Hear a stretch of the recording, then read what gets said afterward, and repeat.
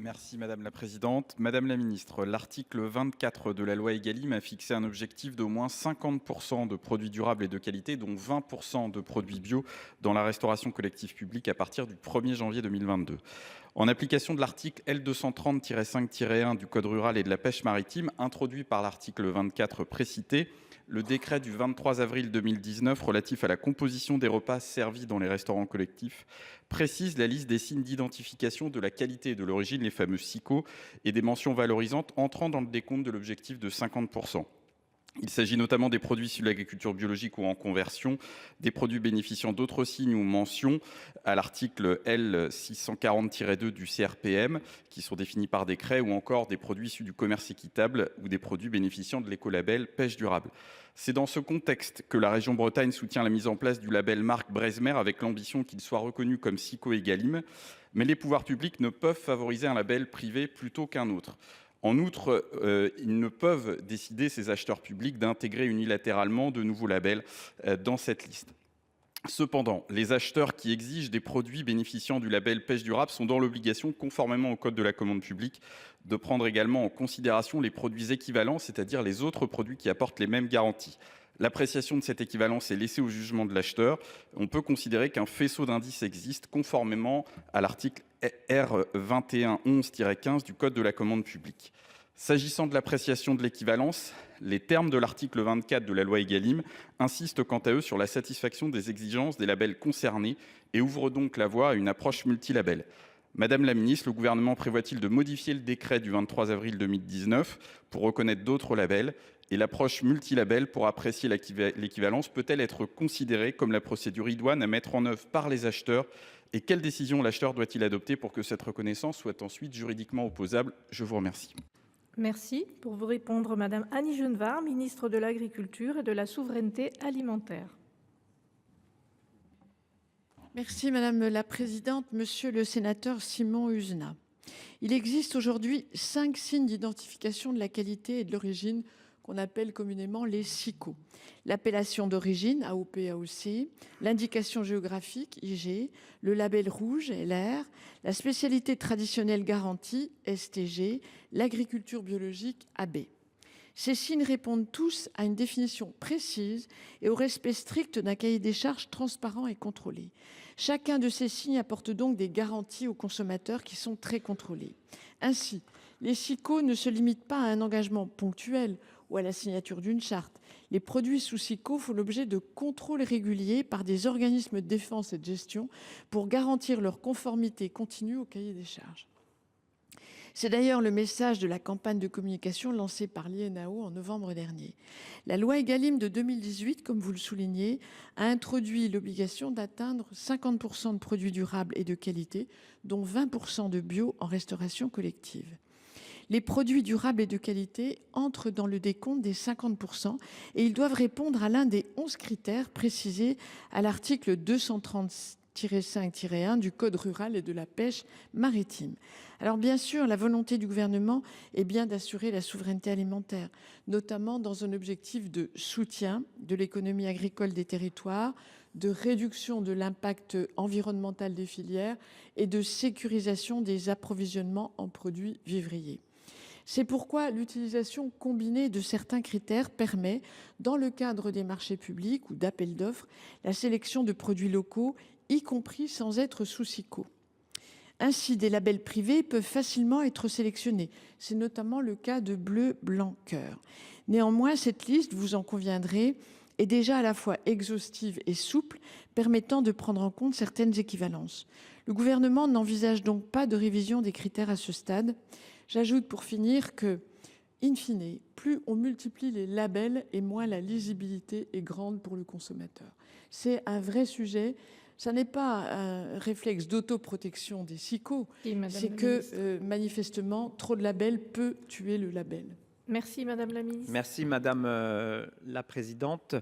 Madame la Ministre, Monsieur le Ministre, Ma question en fait concerne les enseignants détachés dans notre réseau d'établissements français à l'étranger. En fait, depuis le 1er septembre 2019, les enseignants détachés dans le réseau des établissements d'enseignement français à l'étranger ne peuvent plus être maintenus dans cette position de détachement au-delà de 6 années scolaires consécutives ou par dérogation exceptionnelle 9 années scolaires consécutives.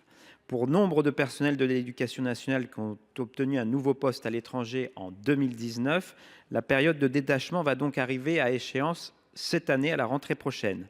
Si cette mesure avait à l'époque été prise pour encourager la mobilité et ouvrir au plus grand nombre d'enseignants, elle perd largement son sens aujourd'hui, alors que l'éducation nationale fait face à une crise de recrutement et que les rectorats découragent justement les détachements à l'étranger pour limiter justement les pénuries de personnel dans l'Hexagone. D'autant plus que le réseau de l'Agence pour l'enseignement français à l'étranger fait lui aussi face à de grandes difficultés en termes de recrutement, ce qui remet en cause la continuité et la qualité de l'enseignement dans nos établissements de l'AEFE. D'ailleurs, dans mon rapport sur la francophonie, j'ai pu constater que cette pénurie d'enseignement du et en français dans le monde affaiblit le rayonnement de notre pays, de notre langue à l'international. Je vous demande donc de revenir sur cette limitation de 6 ans du détachement au profit de reconduction tacite qui prévalait justement auparavant, afin que tous les enseignants détachés qui le souhaitent puissent continuer à soutenir notre réseau d'établissements français à l'étranger, qu'ils le veuillent ou non, en tout cas qu'ils aient la possibilité de poursuivre justement leur détachement. Je vous remercie. Merci. Pour vous répondre, Monsieur Philippe Baptiste, ministre chargé de l'enseignement supérieur et de la recherche. Je vous en prie. Merci Madame la Présidente, Mesdames et Messieurs les sénateurs. Monsieur le sénateur Chantrel, merci pour cette question. Je vous prie tout d'abord de bien vouloir excuser la ministre d'État, Elisabeth Borne, qui m'a chargé de vous répondre. La rentrée 2025 va marquer le retour des premiers enseignants qui ont atteint la limite maximale de 6 ans, puisque vous savez que cette réforme a été mise en place en 2019. L'objectif est clair, c'est de permettre à un maximum d'enseignants de vivre une expérience internationale et donc d'avoir un renouvellement qui est un renouvellement équilibré des détachements. Après ces 6 années, un retour en poste en France de 3 ans est requis avant de pouvoir repartir à l'étranger. Alors, une prolongation jusqu'à 9 ans est toutefois possible en cas de circonstances exceptionnelles, soit une fin de carrière, soit des zones sensibles qui sont particulièrement tendues. Et si nous suivons ces retours avec attention, leur ampleur à ce stade reste limitée. Environ 170 enseignants sont concernés dans les 2 degrés, dont 5 pour l'AEFE, sur une cohorte initiale de plus de 800. Donc surtout, cette règle, je crois, et c'est important, n'a pas entamé l'attractivité du réseau. Les chiffres le montrent. Dans le premier degré, le nombre de détachés se maintient toujours autour de 3 300 enseignants ces dernières années. Et dans le second degré, il est en hausse avec 4 946 détachés en 24, contre 4 442 en 23 et 4 263 en 2022. La légère baisse observée en 22 était due à un gel temporaire des recrutements de l'AEFE. Donc il faut mener évidemment un bilan global qui sera mené en 2025 en lien avec tous les acteurs concernés. Et d'ici là, un plan d'accompagnement spécifique a été lancé en 2024, incluant un guide du retour et la formation de conseillers RH pour les professeurs évidemment qui rentrent. Je vous remercie. Merci. Monsieur Chantrel, 6 secondes. Très rapidement, Monsieur le Ministre, bien évidemment, je me rends disponible pour échanger plus en détail sur ce sujet et de faire le bilan au cours de cette année justement de cette réforme. Merci. La parole est à Monsieur Rémi Féraud. Merci Madame la Présidente. Madame la Ministre, je souhaite attirer votre attention sur la situation très préoccupante posée par l'occupation de la Gaîté Lyrique à Paris par plusieurs centaines de jeunes qui n'ont pas été reconnus mineurs et qui contestent cette décision auprès du juge des enfants. Cette situation d'occupation d'un lieu culturel dure depuis maintenant plus de 2 mois. Il faut absolument sortir de cette impasse, car la situation devient d'autant plus alarmante que nous constatons l'impuissance des pouvoirs publics à répondre à une détresse bien réelle et l'absence d'action concrète de l'État dont c'est la responsabilité.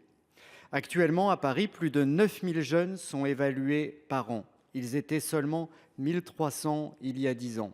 Et et cette situation existe dans bien d'autres départements. Les jeunes qui sont reconnus mineurs sont évidemment pris en charge par la ville de Paris au titre de la protection de l'enfance. Mais les autres se retrouvent à la rue la plupart du temps, sans ressources ni perspectives. La ville de Paris ne peut pas remplir seule une mission dont la responsabilité incombe à l'État, mais elle est prête à l'accompagner comme elle l'a toujours fait dans ce genre de situation. Avec plusieurs de mes collègues sénatrices et sénateurs de Paris, nous avons d'ailleurs écrit au Premier ministre il y a quelques semaines à ce sujet, sans réponse pour l'instant. J'aimerais donc, Madame la Ministre, vous interroger sur les moyens qui vont être déployés par l'État, je l'espère, pour qu'une prise en charge urgente soit rapidement mise en œuvre en matière d'hébergement de ces jeunes qui occupent la Gaîté Lyrique et aussi pour assurer dans notre droit une meilleure protection à ces jeunes, le temps que la justice se prononce sur leur minorité et qu'ils puissent avoir entre-temps un hébergement digne et pérenne. Je vous remercie. Merci. Pour vous répondre, Madame la Ministre Françoise Gatel. Merci Madame la Présidente, Mesdames et Messieurs les sénateurs, Monsieur le sénateur Rémi Féraud. Votre question est importante puisqu'elle est à la fois très sensible et très délicate, mais elle doit être traitée dans un ensemble un petit peu plus large, qui est celui, d'une manière générale, de l'accueil des étrangers. Toutefois, sur la question particulière que vous posez sur l'occupation de la Gaîté Lyrique, l'État non seulement est engagé, mais l'État est très actif. Pour ceci, je citerai quelques éléments qui sont aussi très précis. Les capacités d'hébergement ont été augmentées de 40% ces 6 dernières années en Île-de-France. 120 000 places sont mobilisées chaque jour dans la région, donc 46 800 rien qu'à Paris. Cela représente en dépenses pour l'État, monsieur le sénateur, pour l'Île-de-France simplement, un budget de 1,6 milliard d'euros. Donc l'État est particulièrement et pleinement engagé et n'est pas en posture d'attente. En ce qui concerne le sujet des jeunes migrants évalués majeurs par la ville de Paris, mais en situation de recours, l'État a déployé les moyens nécessaires et particuliers pour ceux qui occupent la salle de la Gaîté Lyrique dont vous parlez, puisque le tribunal administratif vient d'ordonner l'expulsion. Et nous sommes dans un pays de droit où ces procédures doivent être respectées. Vient ensuite un droit de recours. La préfecture de région Île-de-France, préfecture de Paris, a prévu des orientations de ces personnes vers des places d'hébergement en région. J'ai rappelé leur importance. Et ces jeunes majeurs bénéficieront d'un hébergement jusqu'à la date de jugement de leur demande de recours. Si ce recours n'était pas favorable, ces personnes seront alors en situation irrégulière et devront, conformément à la loi, quitter le territoire en application du droit commun. Pour accompagner la collectivité de Paris dans sa mission de prise en charge, là aussi, l'État a répondu très présent, puisqu'en novembre 2024, la préfecture de police a signé avec la ville de Paris une convention pour l'appui à l'évaluation de la situation aux fins de garantir la protection de l'enfance et de lutter aussi contre l'entrée et le séjour irrégulier des étrangers. Depuis le 6 décembre, cette coopération, madame, et je terminerai juste en rappelant le soutien de l'État, 500 € par jeune au titre de l'évaluation sociale et 90 € par jour et par personne pour sa mise à l'abri. Merci Madame la Ministre. Monsieur Féraud, il vous reste 11 secondes si vous le souhaitez. Madame la Présidente, j'entends la réponse de Madame la Ministre. Oui, il y a eu un recours devant le tribunal administratif, une décision. Une expulsion ne peut avoir lieu sans une solution d'hébergement. Et pour la Gaîté Lyrique, aujourd'hui, il y a urgence. Merci. La parole est à Monsieur Mickaël Vallet. Merci Madame la Présidente. Madame la Ministre, à la fin de l'année dernière, le petit monde de la chasse au gibier d'eau a vécu un moment de stress et de sidération en apprenant quelles étaient les recommandations assez inattendues de la Commission européenne visant à instaurer des moratoires de chasse ou des réductions significatives des prélèvements pour certaines espèces d'anatidés que sont le canard souchet, le canard pilé, le canard siffleur et le fuligule milouin. Je souhaiterais tout simplement, Madame la Ministre, connaître la position du gouvernement sur ces annonces européennes. Ces recommandations, dont plusieurs acteurs de terrain considèrent qu'elles sont fondées sur des données partielles ou biaisées, suscitent des interrogations sur leur objectivité d'abord et sur leur impact écologique et social si elles étaient mises en œuvre.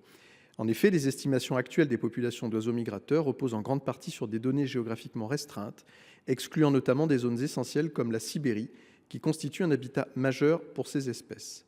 Je rappelle que les chasses au gibier d'eau réalisées dans le cadre de plans de gestion adaptative sont un levier de préservation des espèces, contribuant à une collecte précieuse de données pour affiner les dynamiques migratoires et géographiques. Aussi, je souhaiterais savoir quelle démarche le gouvernement entend engager auprès des instances européennes pour garantir la fiabilité et l'exhaustivité des données prises en compte dans les décisions de gestion des espèces migratrices, défendre la mise en œuvre d'une gestion adaptative reposant sur des partenariats solides avec les acteurs locaux et limiter les impacts sociaux et culturels que pourraient engendrer des moratoires ou des restrictions réalisées dans l'urgence et sur la base de données non partagées. Je termine en vous disant, Madame la Ministre, qu'évidemment, langue a été prise avec le ministère de la Transition écologique pour savoir vers quoi on s'acheminait, que si je vous pose la question ce matin, c'est que pour l'instant, tout ça nous semble encore un peu confus. Merci, chers collègues. Pour vous répondre, Madame la Ministre Françoise Gatel. Merci Madame la Présidente, Mesdames et Messieurs les sénateurs, Monsieur le sénateur Mickaël Vallet. Donc votre question porte sur les recommandations de la Commission européenne relatives à la gestion adaptée de ce que je vais appeler du gibier d'eau et qu'on appelle d'une manière scientifique les anatidés, mais vous reconnaîtrez très bien les vôtres dans ce terme. Donc, Agnès Pannier-Runacher, vous l'avez dit, qui est en charge de ce dossier, elle est tout à fait consciente de l'impact socio-économique, mais aussi culturel des recommandations. Et on sait que la France, par sa position géographique, joue un rôle central en tant que halte de migration pour de nombreuses espèces, dont certaines sont très vulnérables. Et la préservation des écosystèmes de migration est un pilier pour leur conservation. Donc, le ministère suit de près la dynamique des populations. Il y a un bilan de comptage du programme Westland que vous connaissez, qui sont plutôt encourageants sur la stabilité de la population. Alors, la Commission européenne, et vous le savez, vous l'évoquez, a formulé à ce stade des recommandations pour améliorer la conservation de ces espèces. Le ministère examine actuellement les mesures que la France pourrait mettre en place pour y répondre, puisque le gouvernement plaide pour une prise en compte rigoureuse des données scientifiques disponibles, en particulier celles provenant du terrain concernant la population, mais aussi attentive aux impacts sociaux et culturels que vous évoquez. Le gouvernement souhaite défendre une approche équilibrée et concertée de la chasse, qui nécessite à la fois de garantir la conservation des espèces, tout en permettant une pratique durable et responsable des activités de chasse. Je vous remercie. Merci. Monsieur Vallet, il vous reste 18 secondes. Oui, merci Madame la Présidente. Je ne suis pas beaucoup plus éclairé, Madame la Ministre. Je vais vous dire le fond de l'affaire. Si les recommandations de l'Union européenne sont appliquées et vont au bout, c'est la fin de la chasse au gibier d'eau en France, d'une manière assez générale. Et je ne suis pas alarmiste de nature. Et secondo, ce que nous allons regarder de très près, c'est que cette question ne fasse pas l'objet, dans un panier de négociation plus global, d'un échange sur un sujet qui n'aurait rien à voir dans le cadre de négociations européennes. Et comptez sur moi pour revenir en deuxième semaine, vous reposer la même question dans quelques mois.